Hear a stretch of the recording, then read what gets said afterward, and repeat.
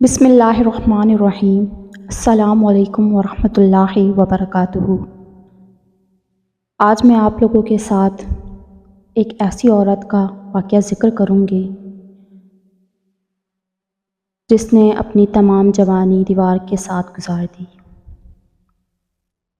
فاروق تابعین میں سے ہیں۔ بیوی حاملہ تھی، کہنے لگے اللہ کے راستے میں جانے کی آواز لگ رہی ہے، چلا نہ جاؤں۔ بیوی کہنے لگی میں تو حاملہ ہوں، میرا کیا بنے گا؟ کہا تو اور تیرا حمل اللہ کے حوالے۔ ان کو 30,000 درہم دے کر گئے کہ یہ تو خرچہ رکھ اور میں اللہ کے راستے میں جاتا ہوں۔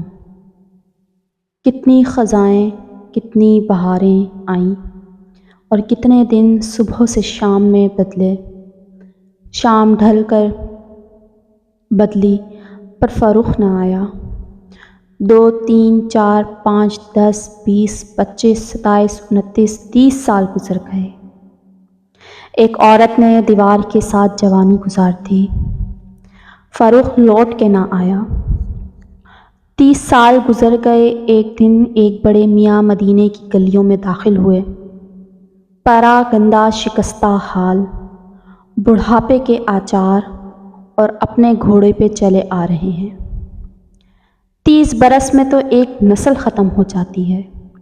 اب یہ پریشان ہے کوئی مجھے پہچانے گا کہ نہیں، وہ مر گئی ہے یا زندہ ہے، کیا ہوا، کیا بنا، گھر وہی ہے کہ بدل گیا۔ انہیں پریشانیوں میں غلطاؤں پیچاں گھر کے دروازے پر پہنچے، پہچانا کہ وہی ہے۔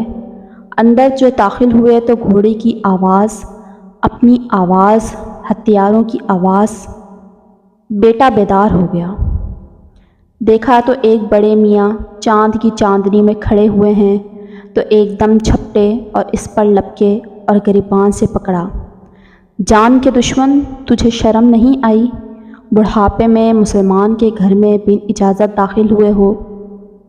ایک دم جھٹکا دیا، جھنجھوڑا، وہ ڈر سے گھبرا گئے۔ وہ سمجھے کہ شاید میں غلط گھر میں آ گیا ہوں، میرا گھر بک گیا، کوئی اور اس میں آ گیا۔ کہنے لگے بیٹا معاف کرنا، غلطی ہو گئی، میں سمجھا میرا ہی گھر ہے۔ تو ان کو اور بھی غصہ چڑھ آیا، کہنے لگے اچھا، ایک غلطی کی اور اب گھر ہونے کا دعویٰ بھی، چلو میں تجھے ابھی قاضی کے پاس لے چلتا ہوں، تیرے لیے وہ سزا تجویز کر دے گا۔ اب وہ چڑھ رہے ہیں اور یہ دب رہے ہیں، ادھر بڑھاپا ادھر جوانی، ادھر سفروں نے مار دیا، ہڈیاں کھوکھلی ہو گئی، اور پھر شک بھی ہے کہ پتہ نہیں میرا گھر ہے یا کسی اور کا۔ اسی کشمکش میں اوپر سے ماں کی آنکھ کھلی، اس نے کھڑکی سے دیکھا تو فاروق کا چہرہ بیوی کی طرف اور بیٹے کی پشت بیوی کی طرف، تو 30 سال کے دریچے کھل گئے اور بڑھاپے کی جھریوں میں سے فاروق کا چمکتا چہرہ نظر آنے لگا، اور اس کی ایک چیخ نکل آئی، اے ربیہ، او ربیہ، او ربیہ کے تو پاؤں تلے سے زمین نکل گئی۔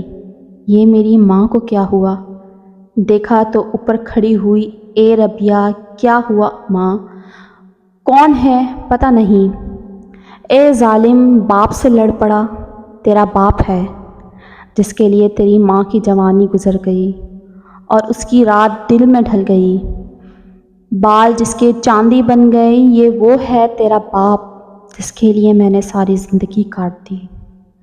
ربیہ رو دیے، معافی نامے ہو رہے ہیں، رات کارگزاری میں گزر گئی۔ فجر کی اذان پر اٹھے، کہنے لگے ربیہ کہاں ہے؟ کہا وہ تو اذان سے پہلے چلا جاتا ہے۔ یہ گئے تو نماز ہو چکی تھی، اپنی نماز پڑھی، روزہ اطہر مسجد سے باہر ہوتا تھا، آ کے صلاۃ والسلام پڑھنے لگے۔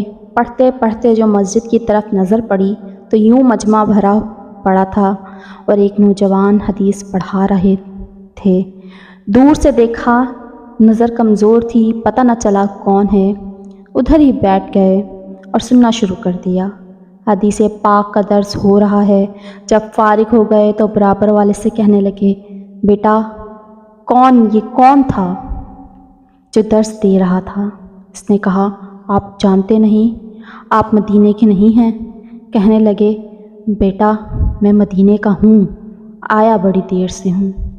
کہا یہ ربیہ ہیں، مالک کے استاذ، سفیان ثوری کے استاد، ابو حنیفہ کے استاد۔ تو نے یہ نہیں بتایا بیٹا کس کا ہے؟ کہا اس کے باپ کا نام فروخ تھا، اللہ کے راستے میں چلا گیا۔ ان مشقت کی وادیوں میں اسلام نے سفر کیا ہے۔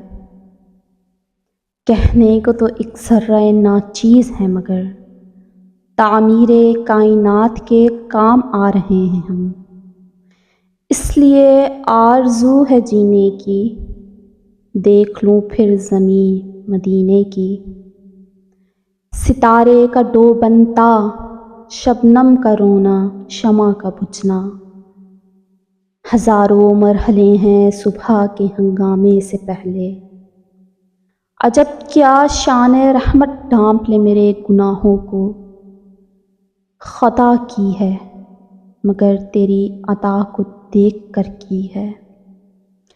بچھڑا کچھ صدا سے کہ رت ہی بدل گئی، ایک شخص سارے شہر کو ویراں کر گیا۔